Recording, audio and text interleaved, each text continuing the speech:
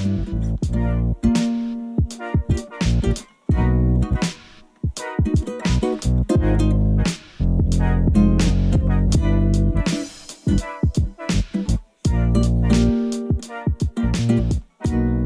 everyone, thank you for tuning into the Group Theory Podcast. This is the show where we interview working mathematicians about what it's like to work in academia and do math for a living. My name is Logan and I'm sitting here with Michael across from Dr. David McKinnon, Professor Extraordinaire here at the University of Waterloo in the Faculty of Mathematics. And extraordinaire indeed, winning the Faculty of Mathematics Award for Distinction in Teaching in 2008 with 29 publications and over 100 citations across a range of fields, including arithmetic geometry, number theory, and algebraic geometry.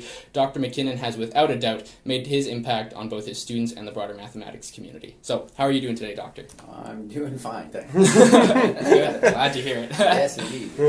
So, I guess we'll just jump right in.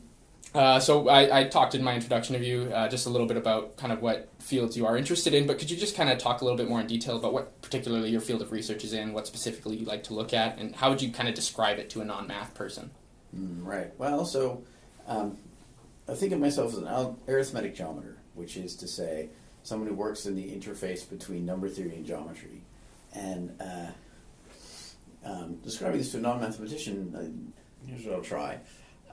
So if you think about an equation, a polynomial equation, like x squared plus y squared equals 1, right? So that's a circle, and that's a geometrical object. But at the same time, it's also an algebraic object, right? Can you find x's and y's such that, when you plug them in, x squared plus y squared equals 1, then it all works out? And the answer is, of course you can. You can pick anything you want for x, and then just, pick the right couple of y's to make it work out. But you could add the additional constraint that x and y both have to be rational numbers, fractions, right? And then the problem becomes harder. But you can still use the geometry of the circle to help you figure out what all those solutions are. There's a lot of them. And those are the kinds of questions that I like thinking about. Questions where the geometry of something can help you figure out the arithmetic of the thing. Okay, fair enough. That's awesome. And, I guess, what in particular about that field of math, like arithmetic geometry, is appealing to you? Like, why, out of all the areas of math you could go into, why did you pick this one? Well, that's a good question. So the things that appeal to me about this area of mathematics, really the interplay between two things that don't seem like they have anything to do with one another, and the idea of being able to use geometry to figure out something about arithmetic, and occasionally the other way as well, it's kind of neat. When did you decide that mathematics was the career path you wanted to follow? I don't know. There wasn't really a moment. Okay. I just sort of, grew up and always knew I liked math.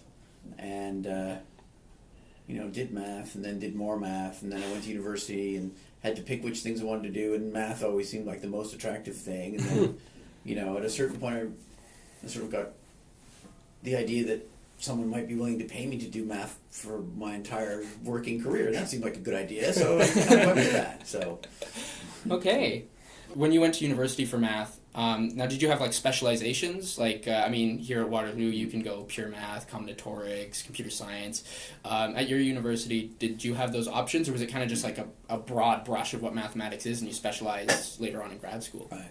Well, so I went to Harvard as an undergrad, and when I was there, and I think it's still true, that Harvard had a math department, an applied math department, a statistics department, and a computer science department.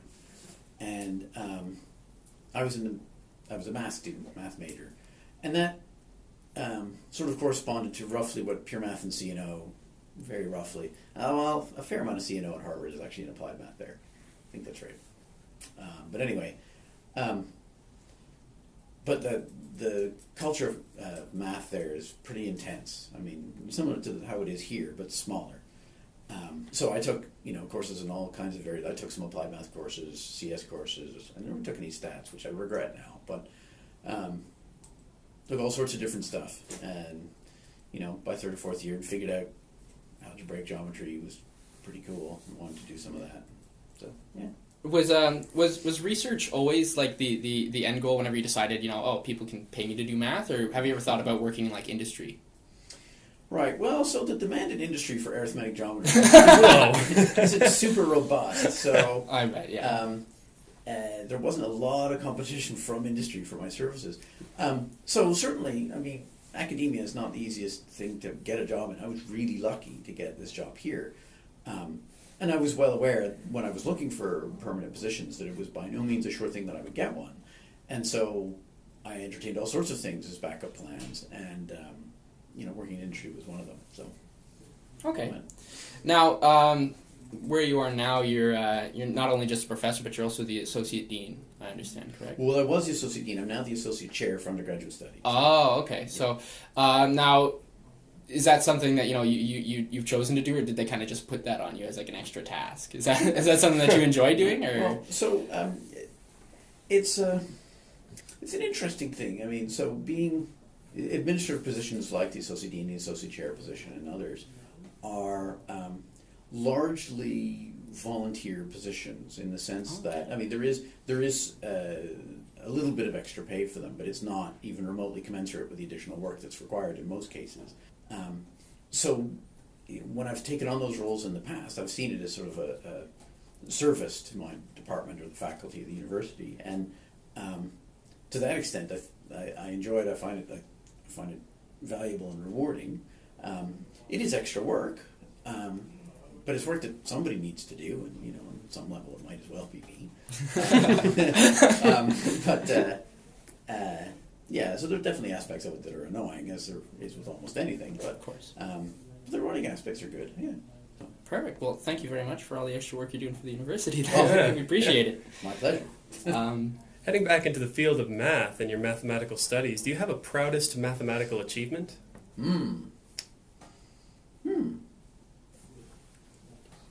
Not really sure. I mean, so there's a couple of papers that I've written that I'm proud of, but I don't know. I sort of feel that working mathematically, I'm helping to build sort of this mathematical structure, of understanding better these things, and I think it is provably true that the structure will never be completed, but that's okay, right? Absolutely. Yeah. So, is there anything like in particular that stands out as something like that's set apart from all the rest? That's just this is the magnum opus so far kind of thing. Not particularly, but there are a couple of papers that I'm particularly fond of. There was a paper I wrote something like 10 years ago now, connecting two relatively well-known conjectures in my field that didn't seem to be related at all. And I showed that they really were, right? That one of them implied the other anyway. And there was another paper I wrote a few years ago with my friend Mike Roth at Queen's University about a higher dimensional generalization of a famous theorem from the 20th century by a different person named Roth. No relation to Mike. That's been very well received by the research community, and that's some of my best mathematical work for sure. So those are the two things, I guess, that stand out a little more than the others. But okay, yeah. Very cool. And you consider it your best mathematical work or your most proudest mathematical work based on not how it relates necessarily to the rest of the mathematical world, but sorry, I said that in reverse. How it relates to the rest of the mathematical world as opposed to how beautiful the arguments themselves are? Or would you say it's a little bit of both? Oh, it's a little bit of both. It's always nice to have satisfying things. But that wouldn't mean very much if nobody else cared. Of course. And with those two results, like the one with Mike, he was a substantial contributor to it. So I can't say that was my work, but what we worked on together, the final result was really, really nice. And it took a lot of effort together. It's a very long paper and quite technical, but the results are not so hard to state. It's very satisfying. Whereas the other result was just me, and the arguments are not nearly so difficult, but I don't know, the surprisingness of the result was very satisfying to me. Okay.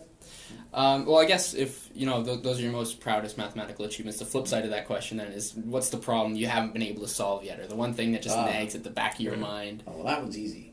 There's a problem I've been working on for over 20 years. Wow. I haven't been able to get it.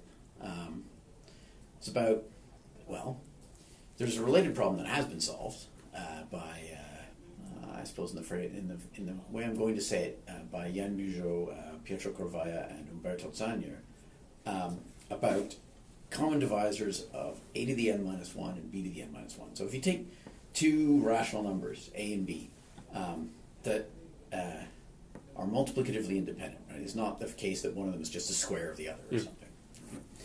And you look at, you can compute for any n you want, like a to the n minus 1 and b to the n minus 1. And you can ask the question, what's the GCD of those two rational numbers? Well, what's the GCD of two rational numbers anyway? Well, it's kind of, for each prime you figure out what's the biggest power of each prime, of that prime that divides into both of those numbers evenly, whereby divide into evenly I mean that the number is an integer times this power of that prime. And multiply all those things together, and that's kind of a GCD, right? So the GCD of 3 halves and 3/4 is 3 halves. No, 3/4. That's right. Yeah. Because 3 divides evenly into both of them, and 1/4 divides evenly into both of them. I guess you have to be... Yeah, because it's the greatest common divisor, that's right. But if you take two numbers that don't have anything to do with one another, and you take bigger and bigger powers of them, you wouldn't really expect a to the n minus 1 and b to the n minus 1 to have a very big common factor. And they don't, thanks to this theorem of Peugeot, Corvaia, and Zagner, that the GCD is very small compared to the size of a to the n minus 1 and b to the n minus 1. And there's an analog of this question for elliptic curves. If GCD of big multiples of two unrelated points on an elliptic curve should be very small. And that's the problem I can't do. It certainly sounds like a very different problem from the original one, though. But I imagine through the methods of arithmetic geometry, they end up being similar or equivalent? No, it is. I mean, it's... So they really are essentially the same problem, just translated from one to the other. Interesting. So, a to the n minus 1, a is playing the role of a point, and a prime that divides a to the n minus 1 is the same thing as a prime, such that a has order dividing n mod that prime. Right? So if you translate this to elliptic curves, you can take an elliptic curve, there's an addition on it, and you can reduce that addition mod p for any prime p, and a is replaced by a point on the elliptic curve, a to the n is replaced by n times p in the group law on the elliptic curve, and is congruent to 1. That's really the multiplicative identity you're being congruent to. That's n times p is congruent to the identity in the group law on the elliptic curve. And you're asking, for two different points, a and b here, when are they simultaneously congruent to 1, with some big power? And here you're saying two different points on the elliptic curve, for some big multiple, when are they simultaneously congruent to the identity? And the answer in both cases should be, well, not very often. And it's known here and it isn't known there.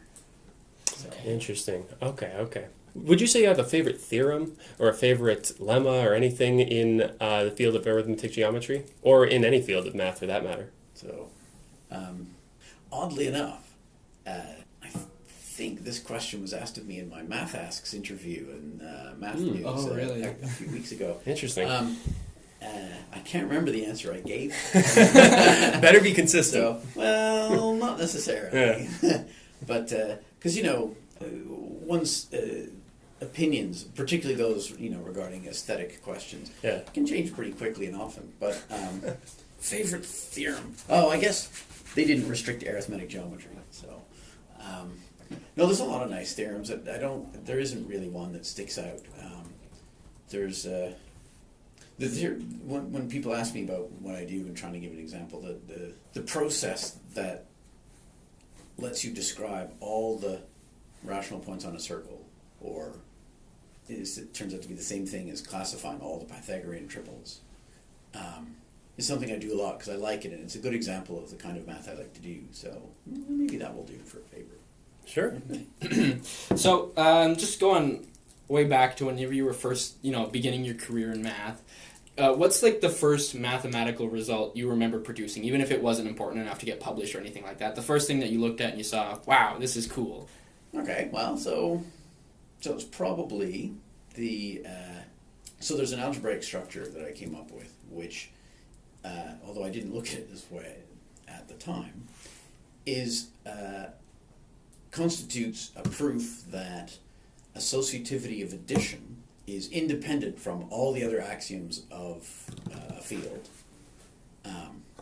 because it is, a bunch of things you can add, subtract, multiply, and divide, and satisfy all the usual rules of addition, subtraction, multiplication, division, except that the addition is not associative. That A plus B plus C is not the same thing always as A plus B plus C.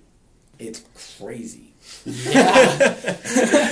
I nicknamed it George. Yes. So anyone who took Math 147 from me a couple of years ago will remember this because I put it on the first homework assignment. Really? Wow, interesting. So it's something that like a first year could understand. Oh, yeah. I'm sure on the internet you can find my assignments. Wow. So did you come up with this in first year, or was this something you came up later on? I don't remember. It was, I was an undergraduate at the time. I don't remember exactly what year it was, but... Okay, very cool. Did you did you always find that you were kind of playing with math, outside the curriculum and just kind of exploring a bunch of stuff? Because I know a bunch of the nerds here have a bunch of math side projects and stuff. Yes. I've always fooled around with math stuff as long as I can remember. Has it always been in like the arithmetic geometry vein? Oh, goodness, no. I mean, before I got to grad school, I had no idea what arithmetic was. Right? So, no, it's just, because there's all sorts of stuff that's fun, right? I mean, in the... like most recently in math news, there was a math problem about you had a countably infinite number of people standing around the circle, and they're all standing on a rational point, and they're all wearing hats, either black or red, and they all have to guess simultaneously what color their hat is, and proves there's an algorithm that ensures that they will only make finitely many mistakes. Interesting. That's pretty cool. Yeah, that's an interesting problem. Do you have any, out of curiosity, do you have any fields that you would have been particularly interested in studying had you not chosen arithmetic geometry? Well, one thing I've definitely learned is that every area of math can be cool if you look at it the right way. Yeah. So, it turned out that my career path led me to arithmetic geometry, but I've never yet met an area of mathematics where I looked at it and said, "Yeah, I guess you could study that." But no, they've all been fascinating one way or another. When I was an undergraduate, I did a USRA at the University of British Columbia in computational differential equations, which is about as far away from arithmetic geometry as you can get. And it was great. We did lots of good stuff. Came up with a theorem at the end. It was cool. It's awesome. Yeah. Okay, well, just moving on then. Do you have a favorite math joke? Ooh, I got lots of them. But please share. So here's one that I didn't share with Math News a few weeks ago. So there's a well-known math joke, which is what's purple in commutes, and the answer is an abelian grape. Yeah. And that's cool. Yeah. But there's a follow-up one, which is what's purple in commutes and has 17 worshippers? And the answer is a finitely venerated abelian grape. And unless you've taken a course in group theory, that won't make sense. But I like it because most working mathematicians have heard the first one, but they haven't heard the second one, and it's nice to get them laughing at an old joke. Absolutely. Right. What common misconceptions do people have about your field of math? Or about math in general, because I don't think Well, most non-math people... Yeah, so, I don't think there's a lot of misconceptions about arithmetic geometry that aren't also misconceptions about math generally. But, of course, the big one is that most people take math courses that are recipe-driven, right? You walk in, the teacher says, here's an example of this kind of problem. This is how you do it. Now here's a sheet with 20 more. Do them all the same way, and I'll tell you if you got it right. Right. Yeah. And there's no creativity. There's no chance to put any of yourself into the work. You just kind of do it, and if you get the right answer, you're a good person, and if you don't, you're a bad person, right? And math, as mathematicians do it, is nothing like that, right? Or at least the interesting parts are nothing like that. And so most people, when they ask, what do you do as a math researcher, they're kind of thinking that whatever recipe was the last one they learned in school, that I do that only bigger, right? So someone who stopped taking math after grade 10 imagines that I just take, big numbers and add them together or something, right? And, or people who've done calculus, they think, that I do really complicated integrals all day or whatever. And when the truth is that it is a really creative endeavor where you really can, put some of yourself into the work. And that's got to be the number one misconception in my mind about math. Mm-hmm. Now, you mentioned, how the biggest misconception, how people, whenever they stop taking math, they assume that that's what mathematicians do, right? Do you have any, suggestions for the, people who come up with the math curriculums in high schools and that? Because math in high school is so different than math in university. Well, I'm not sure the curriculum's the problem. I mean, because it is also true that math is a tool that, all sorts of people need, not just the mathematicians, but the engineers and the scientists as well. And it's important for all sorts of reasons to understand some of the basic algorithms of math, right? If you want to, balance your checkbook or figure out how much you owe at the end of dinner, you have to know how to add, subtract, multiply, and divide, or you're in trouble, right? Mm-hmm. And to a certain extent, that's just hammering away at an algorithm. But there are a lot of people, and unfortunately some of them are math teachers, who are afraid of math and who genuinely believe that math is inherently inscrutable and that it's simply a collection of litany that must be uttered in order to achieve the right magical end, right? And of course it's not like that. And though there are thousands and thousands of math teachers who do a fantastic job of explaining what math is really about to their kids, there are many more who are genuinely a little frightened by it. And that conveys itself to students in their classrooms very strongly, and that has a tremendous negative effect on those students later.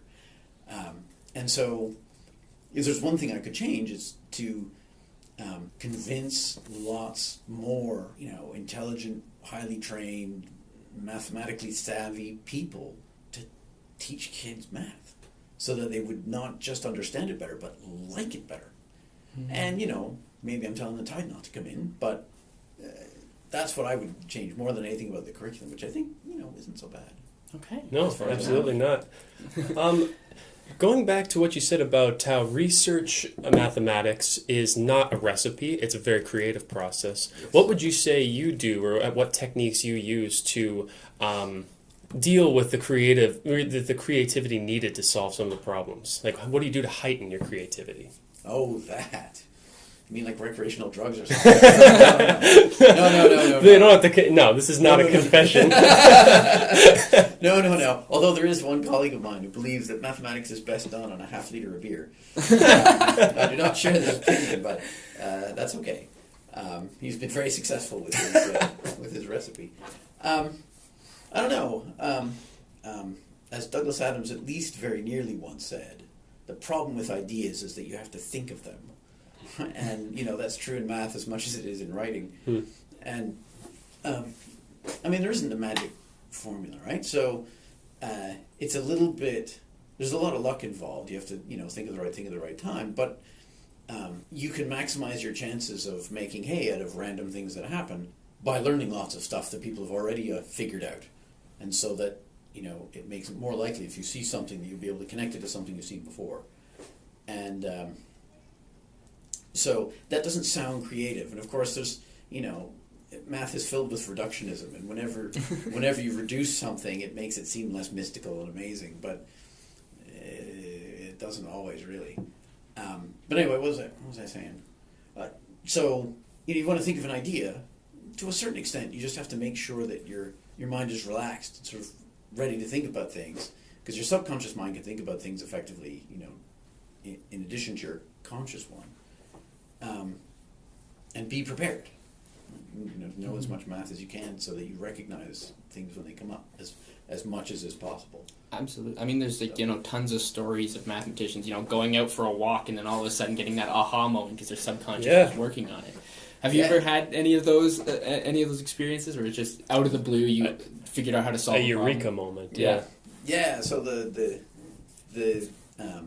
most striking one was I was once proctoring a midterm exam. I'm walking around and bored out of my skull because I'm just watching people write. And I have to really watch them. I can't just sort of sit down and read a book. So I got to thinking about actually this problem that I mentioned earlier that I haven't been able to solve. And, because I was standing up an exam, I didn't have paper and stuff to write with and everything. So I thought, okay, let's just do the easiest possible case of this that isn't completely stupid. I just started thinking about it. And as I was walking around the exam room, I suddenly realized, wait a minute, I think I might actually be able to do the easiest possible case. And, the last few minutes of the exam were kind of agony, because like, no, come on, hurry up. Get to my office. But I got back to it, checked it out, and it worked. And so that was my third paper ever. And so that was very satisfying, sort of. But it was sort of amazing. The next time, there were 2 midterms in that course, and the second midterm was much worse because I was sick as a dog with a fever while I was proctoring the midterm walking around. So that was much less fun. That's awesome. Okay, I guess we'll move on then. Do you have any mathematical heroes from either now or from history? Just people you think, wow, how did they do it? Oh, well, so in terms of people who proved an amazing amount of math, there's tons of them. Mm-hmm. Right? I mean, you look at what Gauss did, and it's really incredible. And Isaac Newton and Euler, and there's all sorts of the standard names that people come up with. There's a reason they're famous. It's because they did a ton of amazing stuff.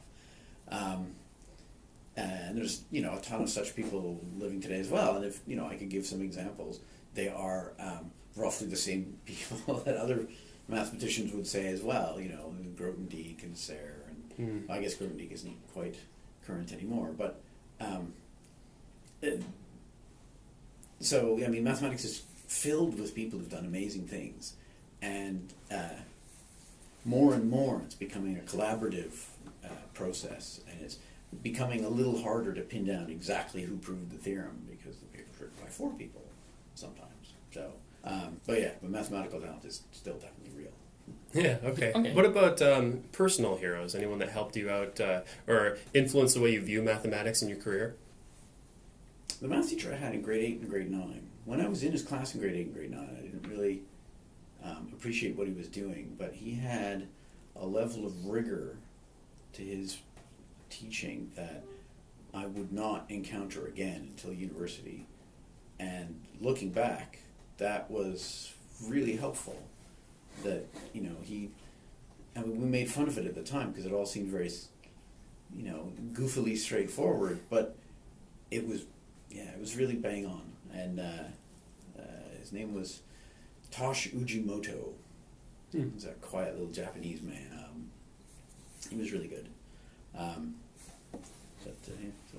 Okay. Do you have any favorite story from math history then? Oh, there's zillions of them. There's some amazing stories. There's one I got out of Stewart's calculus. So Leonard Euler went blind, and there was an incident that has 3 amazing things about it. First, he actually had eye surgery to correct his blindness. Now this is in an age when nobody knew what a microorganism was, and that anesthetic meant a good, stiff, hard liquor to drink before you went under the knife, right? And Euler actually agreed to let someone else cut his eyes open under those circumstances. Wow. Right? So that's amazing thing number 1. Jeez. Amazing thing number 2, it worked. Wow. Really? It restored his sight. But the doctors told him, take it easy. Don't, overuse your eyes right now because they're delicate and you might ruin the whole thing. And, but it worked. Amazing thing number 3. The people he trusted to slice his eyes open, despite not having any anesthetic knowledge of microorganisms and infections, the people who actually restored his eyesight, he didn't listen to their advice and went blind again in 2-3 weeks because he overused his eyes. Oh, this is great, I can see again, and just did heavy duty eye work. Stare at the sun. Yeah, exactly. Probably more stare at math books in dim lighting, but I'm just guessing, right? And so he went blind again. Jeez. Wow. So that is probably my favorite math story of the moment. That's incredible. I've never heard that before. Yeah, I knew he went blind, but that's really Yeah. funny. So this is the big one that we always ask people. What is your philosophy of math? And this can be broken down in a number of ways. What would you say is the reason why we should be studying math? I don't think there's just one. I think there's lots. Yeah, okay. But if I would, were to give a greatest hits compilation, right? So the number one is that it's useful. Now, this seems like a counterintuitive thing for a pure mathematician to say, because I do not study the kind of mathematics that someone next week is going to go out and make money with. But the number one reason we do math is that math is unbelievably good at not exactly explaining the world around us, because that's the job of science and engineering. It's good at enabling us to construct really good and accurate models of the way the world works. And if we didn't have math, if nobody knew anything non-trivial about math, we couldn't construct any non-trivial models beyond the sort of, if I shake the tree, the nuts will fall down. And so that's the number one reason. But once you start doing that, you quickly realize that there's all sorts of different aspects of that study. Like, there's some math that you need to know, like, okay, how many nuts are in the tree? Do I need to shake another one or not, right? And then there's stuff that will pay off eventually, and it's easy to see how it's going to pay off eventually. Like, I'll shake a bunch of trees and count the nuts and get a rough idea of how many nuts, so that before I, go out in the day, I'll have an idea of how many trees I need to shake to feed myself, right? That's not paying off today, but it'll pay off in a few weeks when you have a good idea, right? And then there's the kind of math I do, which doesn't look, it's not clear how it will ever pay off. But these are lottery tickets, right? Because, the integers mod n. Nobody ever thought that a decent chunk of the GDP of the Western world would sit on top of the integers mod n. And now it does. And when the integers mod n was developed, it was this curiosity to help explain, like, number theory, which is amazing stuff, but not the sort of thing you think of as, but now, all sorts of public key crypto systems are based on the integers mod n. There's all sorts of stuff that's based on integers mod n. All sorts of stuff in geometry that's useful in robotics and stuff. There are some things in there that we wouldn't know if you didn't know about the integers mod n. And those kind of things are why you should study my kind of math. That's not the reason that I study it, but it's the reason people pay me to study it. The reason I study it is that it's beautiful and it's very creative and I love doing it. But the reason people pay me to do it is that you never know whether that I'm going to discover the thing that in 200 years the whole world's going to run on. So, and it's very important, and this doesn't just apply to math, it applies to all sorts of things. There's the stuff that's useful now, stuff that's useful in a little while, and stuff that might be useful and might not. But the big things, the really world-changing things, come from the lottery tickets. It's very seldom that someone sits down and thinks, I'm going to build a flying machine. Because Leonardo da Vinci tried that, and he had great plans, but he never built a flying machine. It wasn't until all sorts of really important theoretical breakthroughs later that someone could sit down and say, I'm going to build a flying machine because I've got all these parts, and I bet if I just push this thing fast enough, it'll lift in the air. And, so that and this is something that lots of people have talked about already.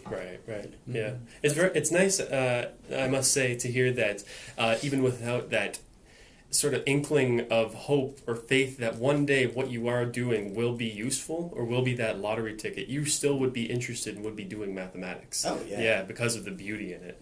Well, yeah, mathematics is inherently interesting to all sorts of people. Just look at Sudoku, for example. Yeah. People think that's math because of the numbers, and of course it's math because of something else. But there's lots of people who would tell you they hate math who love sitting down with a Sudoku because there's something cool about, to the human mind, about having a complex system that you can control right? It looks like something totally good with all those blank squares. Who knows what could go there? And when you're done, you've completely controlled this. I know where every single number goes. I figured it out all by myself. And the process of doing it is cool. It's like, oh yeah, it's got to be this because of that, right? And that shows that the kind of mathematical creativity that drives me is in lots of people. Right. That's a really interesting way to think about it. Yeah, I like that a lot. Now, just in the same vein of philosophy of math, would you consider yourself a Platonist? Like, is math invented, or do you think it's discovered? Yeah, it's an old one. I don't know, I think on balance, I don't know, I go back and forth on it. There's some days when I definitely think math is invented, and other days when I definitely think it's discovered. Yeah, I don't have a strong philosophical opinion on it. It's probably a mixture, right? There's some things that, like 7, that was totally discovered and not invented, really, I think, right? But by the same token, some of the more complicated mathematical constructs, I don't know. Maybe I think those are more invented. Like 8? Yeah, no, 8's.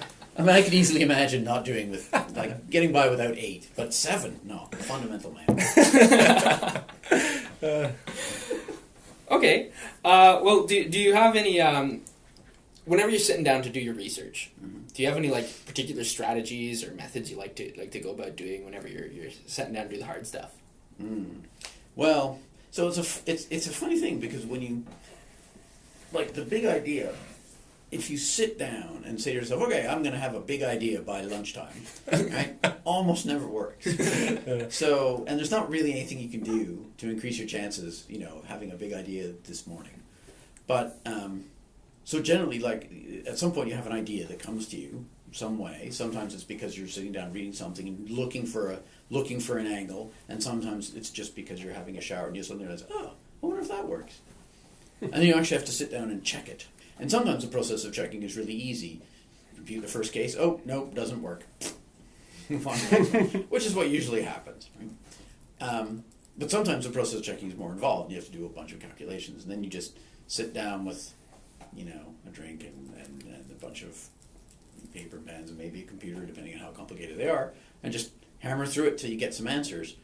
And even if the idea you had at the beginning doesn't lead where you thought it did, doing a bunch of calculations can give you some inspiration as to where you should be looking. So, but no, I don't really have any rituals. I always do 4 chin-ups before. No, not really. Okay. Well then, I mean, so the more and more you do math, do you find that it loses its magic over time at all, or does it always find a way to surprise you? Oh, no. Math is magical. Math is infinitely magical. There are probably theorems to that effect. So, yeah, there's always something new. Yeah. Okay, nice. That's good to hear. That's fantastic. Oh, yeah. Okay, so I think we're just about out of time, so we've got one more question for you. What kind of advice could you bestow upon us aspiring mathematicians? How do we, get to where you are one day? Well, keep doing math. I mean, it sounds trite, but to be a successful research mathematician, there has to be a piece of your heart that makes you do mathematics on a regular basis, regardless of what else is going on, right? If there's no piece of you that when you see a math problem ever says, no, you got to sit down and work that out, right now, then math research is probably not for you, because that's what the game is, right? Mm-hmm. You have to be, every so often, just think, I haven't done enough math today, I'm just going to go do some, right? If you never think that, you should do something else with your life. But if you do that, just keep doing math, don't worry that there's a particular path you should be treading, history is littered with mathematicians who did something a little weird and offbeat, and it turned out that what they did was really important. Curiosity-driven research. It's awesome. And, keep doing it, take math courses, read math books, do stuff. I don't mean you have to, drown yourself in math, because that can be bad, right? You can burn out, but just keep doing it, yeah. Very nice. Perfect. Yeah. Okay, well, thank you very much, Dr. McKinnon, for taking the time to speak with us today. I think that's about it. Yeah, thank you very much. Oh, thanks.